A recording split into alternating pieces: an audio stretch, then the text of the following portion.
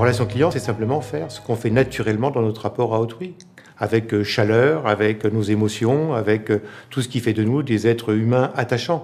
La relation client, c'est sans doute aujourd'hui aller à la rencontre de chacun des clients, si on le reporte dans l'entreprise, de chacun des clients qui pousse la porte de notre concession, qui nous appelle parce qu'il a besoin de prendre un rendez-vous, parce qu'il a besoin d'un renseignement.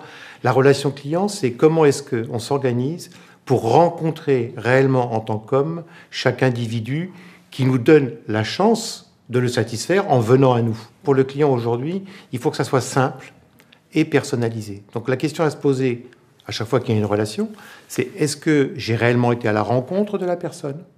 Est-ce que pour elle, grâce à moi, répondre à sa demande, répondre à son besoin, ça a été pour elle simple, je lui ai facilité la vie ?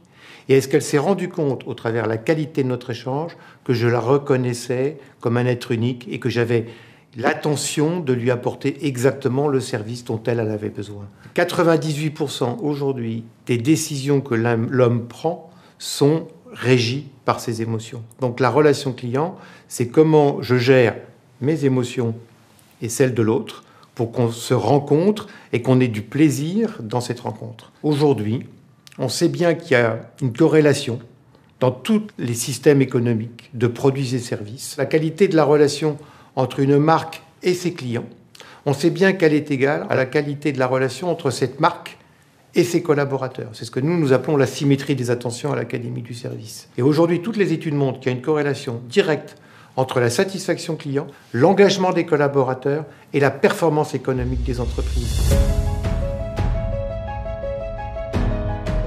Généralement, la marque qui est citée, c'est Apple. Alors pourquoi est-ce que les personnes citent Apple quand on parle de service après-vente ? Parce que généralement, quand vous allez chez Apple, vous avez à gérer un rendez-vous. Si vous n'en avez pas, peut-être que vous pouvez avoir une file d'attente. Mais quand vous allez être pris en charge par quelqu'un, d'abord on va vous appeler par votre nom ou votre prénom. Vous allez avoir vraiment un contact personnalisé. Et je peux vous assurer, pour en avoir fait souvent l'expérience, que vous repartez toujours avec un matériel qui a été réparé, avec des explications complémentaires.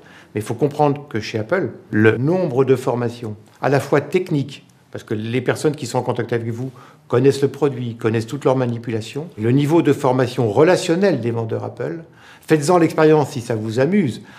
Jouez le client en colère chez Apple, vous allez voir que le personnel saura vous le calmer, vous apaiser, vous trouver une solution et fera que vous repartirez content et que vous vous direz tiens, la prochaine fois que j'ai besoin, là c'est pour le téléphone, mais peut-être que le jour où je prendrai un ordinateur, j'irai là parce que le jour où c'est en panne, ils savent me dépanner, mais ils savent aussi me satisfaire et faire que j'étais arrivé avec un problème et je suis reparti avec une solution. Et je vais vous donner un exemple d'une bonne pratique.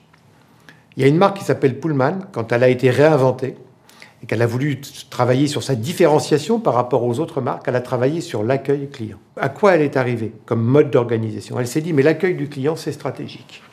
Donc on ne va pas mettre à l'accueil le petit stagiaire de l'école hôtelière. On ne va pas mettre à l'accueil celui qu'on ne sait pas mettre ailleurs parce qu'il n'est pas bon. On va mettre à l'accueil les meilleurs. Et donc aujourd'hui, dans cette marque, ils ont créé une fonction qui s'appelle le welcomer. Celui qui est en charge de la bienvenue. Et le welcomer, c'est un membre du comité de direction de l'hôtel. Par tranche de 2 heures, il tourne. Mais vous êtes toujours accueilli par le plus compétent, c'est-à-dire celui qui connaît parfaitement le métier. Celui qui a une aisance relationnelle, puisqu'il a de l'expérience, et qui donc va pouvoir aller au-devant de vous, va pouvoir vous accueillir, vous demander ce dont vous avez besoin, et vous orienter, et vous guider pour que pour vous, ça soit simple et personnalisé, parce qu'il aura su aller à votre rencontre. L'automobile, vous savez bien, est un secteur qui est en pleine mutation. On passe de la voiture propriété à l'usage de quelque chose qui me permet de me déplacer individuellement. Voilà. Donc si on ne travaille pas sur l'enchantement de chaque client, c'est celui qui le fera, qui remportera les transactions de services automobiles de demain. Alors, on ne sait pas aujourd'hui dire si ça sera le constructeur qui, par ses sites internet, va créer une relation client. On ne sait pas. On ne sait pas si ça sera le concessionnaire qui saura développer une vraie posture de ce commerçant de proximité, de quartier qui vous connaît et qui vous reconnaît et qui sait vous dépanner de votre voiture peut-être, mais de votre problématique de déplacement. d'une façon large? Ou est-ce que ça sera Google, Apple, un autre qui, parce qu'il possède les datas, saura vous proposer, comme le fait Amazon aujourd'hui, le produit dont vous avez besoin au moment où vous avez besoin? La bataille, elle est lancée. Ceux qui la gagneront seront ceux qui seront travaillés à chaque fois qu'ils en ont l'occasion, cet enchantement du client. Donc bien sûr que c'est une nécessité absolue. Pour moi, à mes yeux, c'est une question de survie.